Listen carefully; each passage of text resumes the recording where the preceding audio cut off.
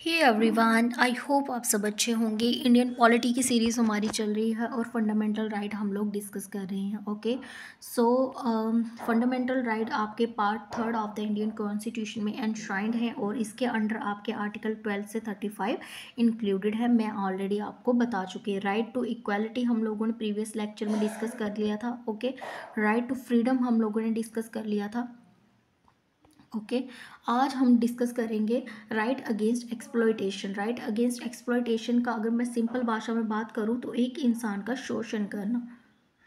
एक सेकेंड, शोषण, शोषण करना। ठीक है, शोषण का मतलब हो गया जब एक इंसान को हम लोग विदाउट उसकी विल के अकॉर्डिंग अनफेयरली अनजस्ट तरीके से उससे काम करवाते हैं अपने बेनिफिट्स के लिए, तो उसे हम बोलते हैं एक पर्सन का एक्सप्लॉयटेशन करना। ओके, ठीक है। सो देखिए, आर्टिकल राइट अगेंस्ट एक्सप्लॉयटेशन में आपके दो आर्टिकल आते हैं, आर्टिकल 23 एंड 24। आज के वीडियो में हम लोग यही दोनों आपके आर्टिकल डिस्कस करेंगे। देखिए, फर्स्ट क्या बोलता है, prohibition of traffic in human being and force labour. किसके बारे में बात करता है? Trafficking in human being and force labour. Article 23 prohibit करता है ट्रैफिकिंग इन ह्यूमन बीइंग, इंसानों का खरीदना बेचने पे रोक लगाता है।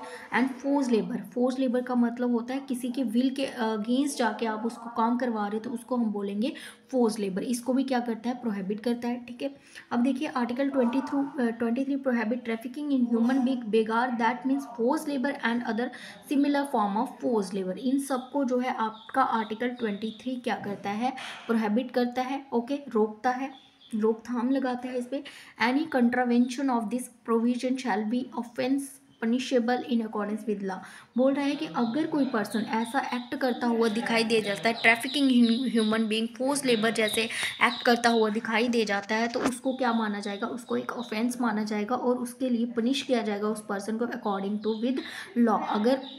अगर कोई एक्ट जो है, किसी पर्सन का कोई एक्ट जो है 23 आर्टिकल को जो है क्या करता है? वायलेट कर रहा है, तो उसको क्या माना जाएगा? ऑफेंस माना जाएगा और उसको पनिश भी किया जाएगा लॉ के अकॉर्डिंग, जो भी इसके अकॉर्डिंग जो है रिलेटेड लॉ बनाए गए होंगे। Okay, the right is available to both citizen and non citizen. अब देखिए, ये राइट जो है आपका आर्टिकल 23, ये आपका सिटीजन को भी अवेलेबल है और नॉन सिटीजन को भी अवेलेबल है। मान लीजिए कल को कहीं एक स्टेट से, किसी स्टेट से जो है कोई ऐसा सिस्टम रैकेट चलाया जा रहा है जहाँ किसी और कंट्री से जो है इंडिया में जो है लोगों को खरीदा या बेचा जा रहा है, कुछ ऐसा सिस्टम चल रहा है। एग्जांपल दे रही हूँ आप लोगों को। ठीक है, तो हम अगर वो पर्सन जो है उसके अगेंस्ट जो है कंप्लेंट करता है पुलिस में, तो ये जो है यहाँ पे जो उसकी कंप्लेंट जो है अगर ये सिर्फ सिटीजन को अवेलेबल होगा तो वो पर्सन बेचारा, तो उसको तो यहाँ पे राइट ही नहीं है ना उसके पास कि वो कंप्लेंट कर सके, उसको कैसे प्रोटेक्ट किया जाएगा? इसलिए ये राइट जो है दोनों के लिए प्रोवाइड करवाया गया, सिटीजन एंड नॉन सिटीजन के लिए, ताकि दोनों को जो है प्रोटेक्शन प्रोवाइड करवाई जाए, चाहे वो किसी भी कंट्री का क्यों ना हो। उन दोनों को क्या मिले? सिमिलर जो है इसमें प्रोटेक्शन मिले। ठीक है, अब देखिए, it protect the individual not only against the state but also against private person. अब देखिए, ये जो आर्टिकल 23 है, ये एक इंडिविजुअल किसकी बात हो रही है? जिसको जो है ट्रैफिकिंग की गई है, उस पर्सन को जो है उसको जो है प्रोटेक्शन प्रोवाइड करवाता है against state but also a legal private person. States, अगर स्टेट कोई ऐसा रैकेट चला रही है तो उसके अगेंस्ट भी जो है अब प्रोटेक्शन प्रोवाइड करवाता है, और एक प्राइवेट पर्सन के, बेसिकली अगर देखना हो तो स्टेट जो है ऐसे रैकेट तो चलाएगी नहीं, एक ये इंडिविजुअल जो प्राइवेट पर्सन है वही जो है ये इस तरह के जो है रैकेट्स चला सकते हैं, तो उनके अगेंस्ट जो है वही प्रोटेक्शन प्रोवाइड कराता है आपका आर्टिकल 23। ठीक है, the expression trafficking in human being include. अब देखिए, जो ये वर्ड है आपका ट्रैफिकिंग इन ह्यूमन बीइंग, अब इसमें क्या क्या इंक्लूडेड होगा? Selling and buying of womens, man, womens and children. बच्चों का, औरतों का और आदमियों का खरीदा बेचा जाना, गुड्स की तरह, सामान की तरह उनका व्यापार किया जाना। Immoral trafficking in human being, immoral trafficking करना वीमेंस की, चिल्ड्रन की, इंक्लूडिंग प्रोस्टिट्यूशन, उनको प्रोस्टिट्यूशन में डालना, सेक्सुअल हरासमेंट के लिए, इकोनॉमिकली बेनिफिट के लिए उनको प्रोस्टिट्यूशन में इंक्लूड करना, तो ये भी आप माना जाएगा उसको ट्रैफिकिंग इन ह्यूमन बीइंग। और देखिए, देवदासी एक प्रथा चली जाती थी पहले, इंडिपेंडेंस से पहले, इंडिपेंडेंस के बाद जो है इसको वॉयलिश कर दिया, पूरी तरह से इंडिया में बैन कर दिया गया। ठीक ये देवदासी प्रथा में क्या होता था, जो भी वीमेंस होती थी उनको वो मंदिर में जो होते थे वहाँ पे जो है डांस परफॉर्म करती थी, और कहीं ना कहीं जो है उनके साथ जो है एक्सप्लॉयटेशन होता था।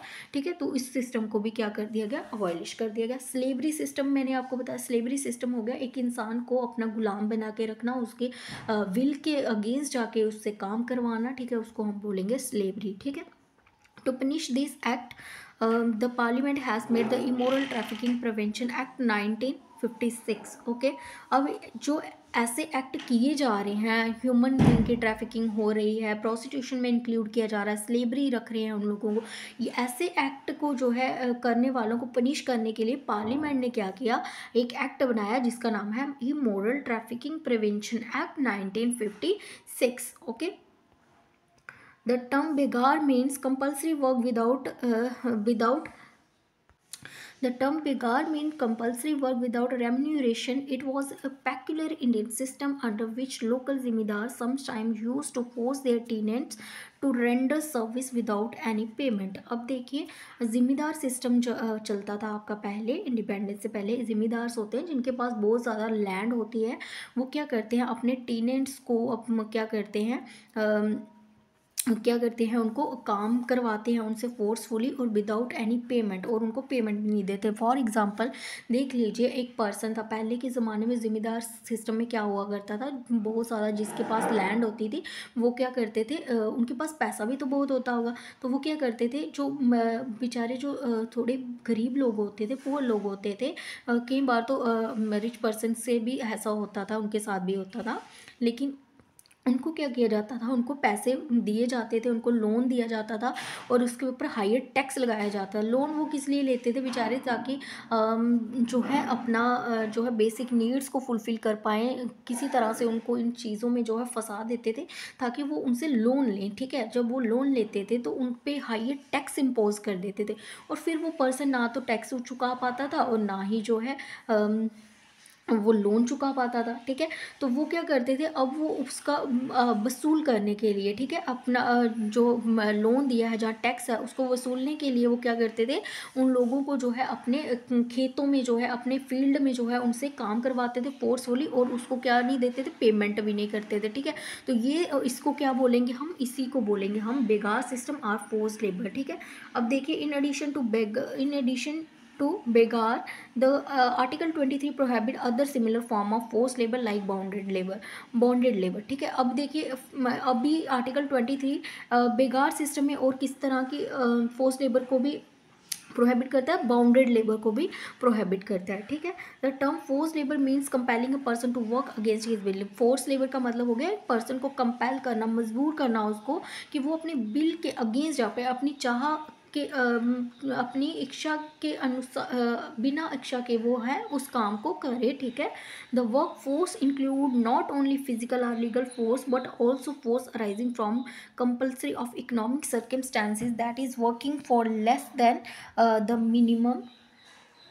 The minimum wages. ठीक है, अब देखिए, वर्ड फोर्स में सिर्फ फिजिकल और लीगल फोर्स इंक्लूडेड नहीं होती, but also force arising for the compulsion of economic circumstances. कुछ इकोनॉमिक सर्कमस्टांसेस में भी जो है आपको फोर्सफुली जो है काम करवाया जाता है। मान लीजिए एक कोई बच्चा है, आपने इसको रखा हुआ है, ये एक बच्चा है, ठीक है, ये 14 ईयर्स का है, आप लोगों ने इसे अपने घर पे रखा हुआ है काम करवाने के लिए। ठीक है, और आप इसको क्या कर रहे हो, इसको वेजेस भी कम दे रहे हो, इसकी जो सैलरी है, जो वेजेस है वो भी आप इसको कम दे रहे हो। मान लीजिए एक पर्सन की रोज की वेजेस जो है 500 रुपये है, तो आप इसको जो है 200 रुपये अगर वेजेस दे रहे हो, मतलब कम पैसों पे आपने इससे काम करवा रहे हो, तो ये भी क्या है, ये भी फोर्स लेबर के अंडर ही इंक्लूडेड होगा। In this regard the bounded labour system abolition act 1976।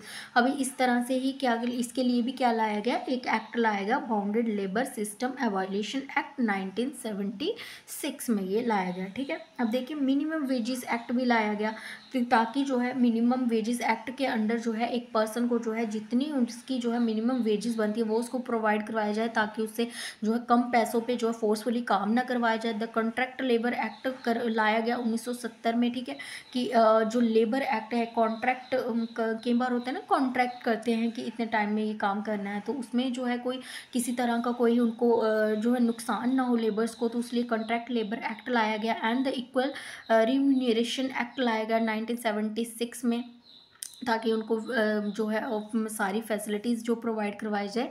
ये सब एक्ट लाया गया ताकि जो किसी भी तरह की जो ट्रैफिकिंग जो है ह्यूमंस की ना हो सके, ना ही उनको फोर्स लेबर किया जा सके, ठीक है। The article 23 provide for an exception to this provision. अब देखिए, हमने जितने भी पीछे आर्टिकल पढ़े, हर एक आर्टिकल में हमने उसकी एक्सेप्शन भी पढ़ी, ठीक है, कि अगर कोई ऐसा एक्ट होता है तो वो एक्सेप्शन का मतलब होता है कि अगर ऐसा एक्ट, कोई ऐसा एक्ट हो रहा है जो वायलेट कर रहा है उस आर्टिकल को, तो वो जो है कोई ऐसा एक्ट हो रहा है जो आर्टिकल 20, जैसे मान लीजिए अब इसमें हम पढ़ेंगे फॉर एन एग्जाम्पल, फिर मैं समझाती हूँ आपको। अब देखिए, article 23 provide for an exception to this provision. It permit the state to impose compulsory service for public purpose, as for example military service. मान लीजिए कल को जो है कोई जंग लग जाती है, ठीक है, वॉर स्टार्ट हो जाती है, ठीक है, और हमारी जो है मिलिट्री जो है, हमें जो मिलिट्री फोर्स है उसमें हम क्या आ जाती है, डेफिशिएंसी आ जाती है, ठीक है, डेफिशिएंसी आ जाती है, मतलब कमी आ जाती है। तो अभी जो है स्टेट जो है ऐसा कर सकती है कि कोई ऐसा बना सकती है, कुछ ऐसा जो है ऑर्डर दे सकती है कि भाई इनको मिलिट्री की ज़रूरत है, तो लोगों को जो है चाहे वो छोटी एज के ही क्यों ना हो, ठीक है, अगर उनकी खुद की विल नहीं है तब भी उनको क्या करना है, मिलिट्री को ज्वाइन करना है, या फिर सोशल सर्विसेज के लिए उनको जो है ज्वाइन करना ही करना है। मान लीजिए अब जैसे आपका कोविड-19 चल रहा था, ठीक है, तो अगर मान लीजिए कोविड-19 में क्या हो गया कि बहुत लोग जो है उनके पास जो हॉस्पिटल्स में जो टेक केयर करने वाले थे उनकी जो है कमी आ गई, तो हर मान लीजिए कोविड-19 में उन्होंने कहा कि हर एक गवर्नमेंट ने एक ऑर्डर निकाल लिया कि हर एक फैमिली का एक पर्सन जो है कोविड-19 में जो क्या करेगा, कोविड सेंटर में जो है उसको एम्प्लॉयड किया जाएगा, ताकि वो क्या कर सके, देखभाल कर सके उन लोगों की। ये तो यहाँ तो ऑब्वियस है ना कि कोई भी जो है नहीं काम करना चाहेगा, लेकिन गवर्नमेंट का ऑर्डर आया कि हर एक पर्सन को जो है एम्प्लॉयड करना है वहाँ पे, ताकि वो केयर कर सके जो भी कोविड-19 पेशेंट्स हैं, ठीक है। अब देखिए, ये तो उसकी विल के अगेंस्ट है, लेकिन ये ऑर्डर को फॉलो करेंगी। देखना हो तो ये जो ऑर्डर निकाला गया है, एक एग्जांपल पे बोल रही हूँ मैं, तो अगर देखा जाए तो ये जो ऑर्डर निकाला गया है ये एक पर्सन के विल के अगेंस्ट है, उसका मन नहीं है, क्योंकि हर एक को डर है कि मुझे कोविड-19 हो सकता है, तो वो फोर्सफुली जो है उसको इस ऑर्डर को जो है फॉलो करना पड़ रहा है। तो ये आर्टिकल 23 को वायलेट करता है, लेकिन बोल रहा है इसमें एक्सेप्शन बोल रहा है कि अगर कल को ऐसी कंट्री में ज़रूरत पड़ती है कुछ मिलिट्री सर्विस की या फिर सोशल सर्विसेज की, कोई ऐसा लॉ एंड ऑर्डर निकाला जाता है, तो इसमें जो है आर्टिकल 23 का वायलेशन नहीं माना जाएगा, ठीक है। However, in opposing such services, the state is not permitted to make any discrimination on the ground of। हाँ, और बोल रहा है कि स्टेट जो है अगर ऐसा इम्पोज करती है कोई सर्विस स्टेट में, तो किसी भी तरह का जो है डिस्क्रिमिनेशन नहीं कर सकती रिलीजन, रेस, कास्ट या फिर क्लास के बेसिस पे, ठीक है। So this is all about article 23। I hope आप लोगों को आर्टिकल 23 का अच्छे से समझ आ गया होगा। अब देखिए आर्टिकल 24 क्या कहता है, आर्टिकल 24 को ही डिस्कस करेंगे, ठीक है, और फिर वीडियो हमारा खत्म हो जाएगा आज का। आर्टिकल 23 क्या कहता है, prohibition of employment of children in factory. मतलब कि बच्चों को, जो बच्चों के बारे में है, चिल्ड्रन के बारे में, कि उनको जो है फैक्ट्रीज़ में एम्प्लॉयमेंट, जॉब करने के लिए, काम करने के लिए क्या करता है, प्रोहिबिटेड करता है, ठीक है। अब देखिए इसका टेक्स्ट देख लेते हैं। Article 24 prohibit the employment of children below the age of 14 year in any factory, mines of other hazards activities, एक second, hazards activities like construction work और रेलवेज, ठीक है, ओके। अब देखिए क्या बोलता है आर्टिकल 14, अगर कोई बच्चा बिलो द एज ऑफ 14 है, 14 एज से कम है, वो फैक्ट्रीज में जो है काम नहीं कर सकता, ठीक है, किसी भी हैजार्ड्स एक्टिविटी में इंक्लूड नहीं हो, उसको काम नहीं करवाया जा सकता। माइंस में आप देखते हो, माइंस में बड़ी बड़े जो है वो होते हैं आपके, क्या बोलते हैं उसको, एक सेकेंड, हाँ जी, माइंस कहाँ से निकाले, बड़ी बड़ी खोदानें होती हैं आपकी, उसके अंदर जाके जो है माइंस निकाला जा सकता है। और आप कई बार न्यूज़ सुनते हैं कि वो माइनिंग करते वक्त जो लेबर, पीछे भी एक न्यूज़ आ रही थी कि वो जो है उसमें फंस गए थे, एक टनल में जो है शायद से फंस गए थे लोग, तो काफ़ी ज़्यादा लोगों को जो है उसमें उनकी डेथ हो गई थी। तो ऐसी जो एक्टिविटीज़ है, ऐसे जो काम है, ज़्यादा एक्टिविटी जो है उसमें बच्चों, 14 साल के बच्चों को इंक्लूड नहीं किया जा सकता। जैसे कंस्ट्रक्शन वर्क में आप देखिए, कोई बिल्डिंग बन रही, कोई कंस्ट्रक्शन हो रहा है, मान लीजिए कोई टनल बन रहा है, कोई रोड बन रहा है, जहाँ कोई बिल्डिंग बन रहा है, वहाँ पे कंस्ट्रक्शन वर्क पे जो है बच्चों को, 14 साल के बच्चों को एम्प्लॉयड नहीं किया जा सकता। रेलवे लाइंस बिछाई जा रही हैं कहीं पे, वहाँ पे उनको एम्प्लॉय नहीं करवाया जा सकता। But it does not prohibit there employment in harmless और इनोसेंट वर्क।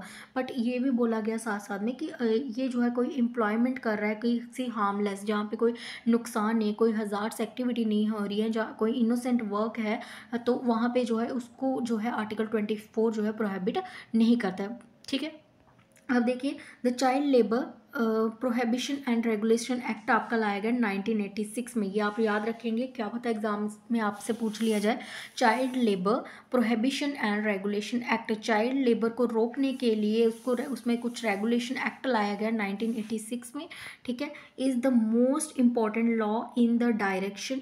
ठीक है, ये बहुत ही इंपॉर्टेंट लॉ था इस डायरेक्शन में, ताकि जो 14 साल से कम बच्चे हैं उनको प्रोटेक्शन प्रोवाइड करवाया जाए। ठीक है, in addition the employment of children act, फिर क्या लाया गया, एक चिल्ड्रन एक्ट लाया गया 1938 में। द फैक्ट्री एक्ट लाया गया 1948 में। द माइनिंग एक्ट लाया गया 1958 में। द मर्चेंट शिपिंग एक्ट लाया गया 1958 में। फिर आपका द प्लांटेशन लेबर एक्ट लाया गया 1951 में। मोटर ट्रांसपोर्ट वर्कर एक्ट लाया गया 1951 में। ठीक है, अप्रेंटिक एक्ट लाया गया आपका 1961 में। The beedi and cigar work act लाया गया आपका 1966 में। And other similar act prohibit the employment of children below the age below certain age. अब ये सारे एक्ट जो लाए गए, ये किस लिए लाए गए, ताकि जो है चिल्ड्रन जो है उनकी एम्प्लॉयमेंट, जो 14 साल से छोटे बच्चे हैं उनकी जो है एम्प्लॉयमेंट को जो है क्या किया जाए, प्रोहिबिट किया जाए किसी भी हेजार्ड्स एक्टिविटीज़ में। ओके, आपको सारे एक्ट याद रखने की ज़रूरत नहीं है, इसमें से आप ये एक्ट ज़रूर याद रख लीजिएगा, द चाइल्ड लेबर एक्ट, क्योंकि ये सबसे ज़्यादा इंपॉर्टेंट एक्ट था। इसी के बाद, इसी के अंडर जो है ये बाकी एक्ट लाए गए थे। ठीक है, 1986 एक्ट। ओके, अब देखिए एक सेकेंड, अब देखिए क्या हुआ। 1986 में prohibition of child labour act लाया गया। अब 1996 में जो है सुप्रीम कोर्ट ने क्या बोला, the Supreme Court direct the establishment of child labour rehabilitation welfare fund. अब एक रिहेबिलिटेशन वेलफेयर फंड बनाया सुप्रीम कोर्ट ने। ठीक है, in which offending employ should deposit a fine of 20,000 for each child employed by him. अब इसमें क्या किया गया, इसमें जो भी पर्सन किसी 14 साल के बच्चे को जिससे काम करवा रहा है, ठीक है, वो एक ऑफेंस है, तो वो एक जो है एक रिहेबिलिटेशन फंड बनाया है, जिसमें वो क्या करेगा, 20,000 रुपये जो है हर जितनी एक बच्चे के जो है वो फाइन, एज अ फाइन जो है 20,000 रुपये उस फंड में डिपॉजिट करवाएगा।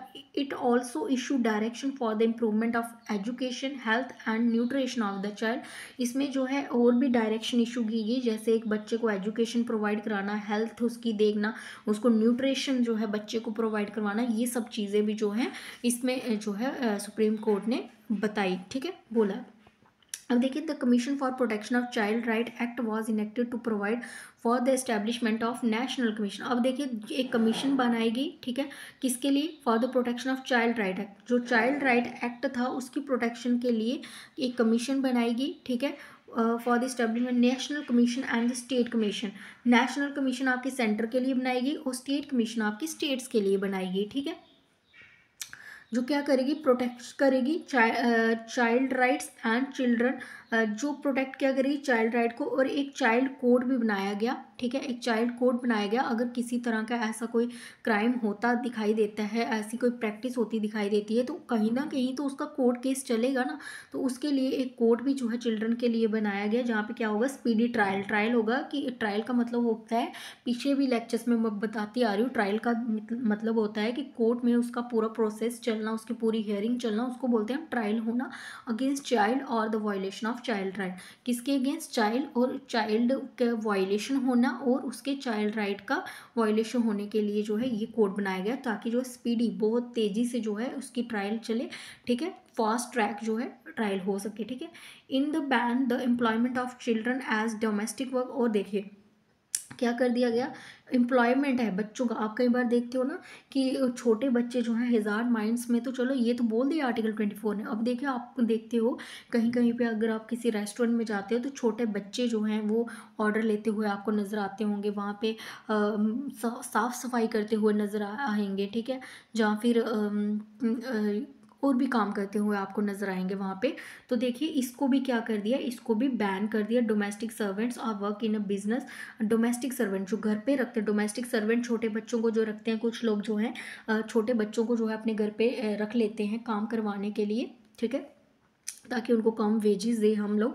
तो डोमेस्टिक वर्क से डोमेस्टिक सर्वेंट 14 साल से बच्चों को, उनको भी जो है बैन कर दिया। और वर्क इन बिजनेस, बिजनेस में जैसे होटल में हो गया, ढाबाज में आप देखते हो, रेस्टोरेंट में, शॉप में, फैक्ट्री में, रिजॉर्ट में, ठीक है, तो इन सब टी स्टॉल वगैरह में, यहाँ सब जगह आप लोग क्या देखते हो, यहाँ पे भी जो है छोटे बच्चे जो है काम कर रहे होते हैं, तो इन सब चीज़ों को भी बैन कर दिया। It want that any one employ children below the age of 14 year of age would be liable for a prosecution and penal action. अब क्या बोला गया कि अगर इन जगहों पे भी क्या हो रहा है, 14 साल से बच्चों को अगर आप एम्प्लॉयड करवा रहे हो तो इसको क्या माना जाएगा, ऑफेंस माना जाएगा, और इसके लिए जो है आपको पनिश भी किया जाएगा, ठीक है। उसके बाद देखिए लेबर अमेंडमेंट एक्ट आता है 2016 में लेबर अमेंडमेंट एक्ट जो है ये लाया गया। और the child labour prohibition and regulation act 2016 amend the child labour prohibition and regulation act 9। देखिए सबसे पहले कौन सा एक्ट हमने पढ़ा था, यही पढ़ा था ना, child labour prohibition and regulation act, ठीक है। इसी एक्ट को जो है 2016 में जो एक्ट लाया गया, इसी ने इसी एक्ट को क्या किया, अमेंड किया, ठीक है, इसमें चेंजेस लाए, ठीक है। It has renamed the principal act as the child and adolescent labour. अब देखिए उसका नाम क्या था, child labour act prohibition and regulation act, child labour prohibition and regulation act था उसका नाम, लेकिन इसका नाम भी अमेंडमेंट भी हुआ उस एक्ट का, और उसका नाम भी चेंज करके क्या रखा गया, child and adolescent labour prohibition and regulation act 1956 में भी ऐसा हो सकता है आपसे एग्जाम में पूछा जाए कि जो आपका एक सेकेंड, जो आपका एक्ट है child labour prohibition and regulation act 1986, उसका नाम बदल के क्या रख दिया गया, चाइल्ड एंड एडोलसेंट लेबर, सिर्फ एडोलसेंट ऐड किया है इसमें, adolescent labour prohibition and regulation act 1986, ठीक है, ये रख दिया गया था, ठीक है। The prohibition of employment in children in a factory, ये क्या करता है, ये जो आपका एम्प्लॉयमेंट है चिल्ड्रन का फैक्ट्रीज में, उसको प्रोहिबिट करता है, ठीक है। आर्टिकल 24 प्रोहिबिट द एक सेकेंड रुकिए, ओके। सो ये जो है क्या है, इस आर्टिकल का नाम child and adolescent act, adolescent labour act 1986, okay. So this is all about today session. Article 23 और 24 हम लोगों ने अच्छे से डिस्कस कर लिया है, ठीक है। अगर किसी को कोई डाउट होगा तो आप मुझे कमेंट सेक्शन में लिख सकते हो, ठीक है। अगर हम देखें तो ये क्या है, ये आपका जो एक तरह का जो है अब्यूज़, जो आपका आर्टिकल 23 24 है, एक तरह का ये अब्यूज़ है, पीपल्स का अब्यूज़ हो रहा है, जिसमें जो है एक पर्सन के फंडामेंटल राइट्स हो गए, उसकी डिग्निटी को जो है अब्यूज़ किया जा रहा है। एक तरह का देखना हो तो ये क्या है, एक मॉडर्न तरह की आपको स्लेवरी देखने को मिलेगी, ठीक है ना। तो ये था आपका आज का सेशन। आई होप आपको मेरा लेक्चर समझ आया होगा अच्छे से। प्लीज़ अगर आपको अच्छा लगा तो वीडियो को लाइक करें और चैनल को सब्सक्राइब करें। मैंने पूरी ट्राई किया है, कोशिश की है कि आप लोगों को हर एक चीज़ जो है मैं अच्छे से क्लियर करवा सकूं, ठीक है। सो मिलते हैं कल के सेशन में। कल हम लोग आर्टिकल आपका स्टार्ट करेंगे, right to freedom of religion, ठीक है। उसमें कोशिश करूँगी मैं कल की आपका वो कंप्लीट कर दूँ, ठीक है, क्योंकि वो काफ़ी बड़ा है। फिर भी मैं ट्राई करूँगी कि कल के सेशन में हम लोग जो है उस आर्टिकल को पूरा कम्प्लीटली डिस्कस कर लें, ठीक है। तो आप अपने कुछ सजेशन या कुछ व्यूज़ अगर आप मुझसे शेयर करना चाहें तो आप मुझसे कर सकते हैं कमेंट सेक्शन में। So thank you so much for watching, have a nice day.